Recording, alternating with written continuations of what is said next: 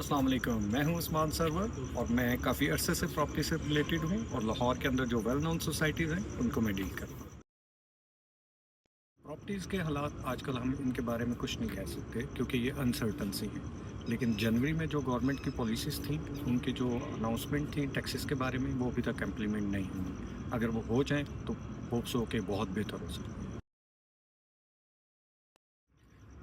जो प्रॉपर्टी में डाउनफॉल की वजह थी वो हैवी टैक्सेस थे। जैसे कि गवर्नमेंट ने फाइलर, नॉन फाइलर और लेट फाइलर जो था वो इंट्रोड्यूस करवाया, उसकी वजह से प्रॉपर्टी के जो हालात हैं वो काफ़ी आप कह सकते हैं कि कम सेलिंग हो गई।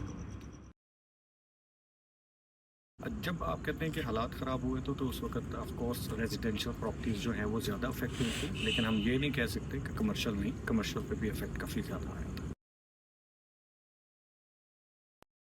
गवर्नमेंट की पॉलिसीज़ को अगर देखा जाए तो प्रीवियस ईयर्स की निस्बत अब गवर्नमेंट ने इसके ऊपर इनिशिएटिव लिया है। जैसे कि गवर्नमेंट ने अभी ऐलान किया था कि हम टैक्सेस के अंदर छूट देंगे और जो लेट फाइलर है उसको ऑलरेडी ख़त्म कर चुकी है। लेकिन अभी हमें वेट है कि जब तक इम्प्लीमेंट होगा उससे होप्स हो कि प्रॉपर्टी और ज़्यादा बेहतर। प्रॉपर्टीज़ के डाउनफॉल में जो मेरे फेलोज़ हैं या हम लोग हैं, एक्चुअली प्रॉपर्टी के अंदर हमारी एक फील्ड नहीं होती जिसमें हम कह सकते हैं कि ऑन ग्राउंड चीज़ें ही हम सेल कर रहे हैं। कई दफ़ा हम ऑफ ग्राउंड चीज़ें भी सेल कर रहे होते हैं, साथ में रेंटल इनकम भी होती है।